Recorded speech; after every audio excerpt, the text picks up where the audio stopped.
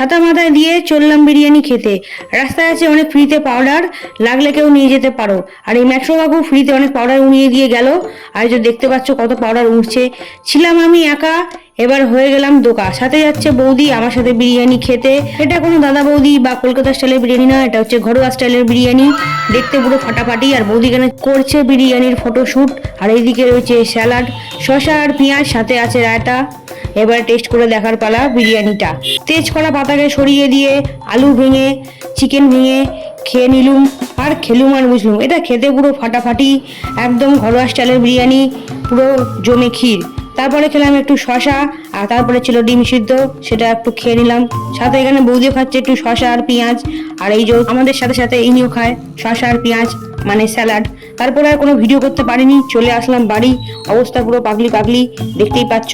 ভিডিওটা কেমন লাগলো সেটা কমেন্টে বলো। ভিডিওটা তো হয়ে গেল এখানেই শেষ। বাই বাই সবাইকে।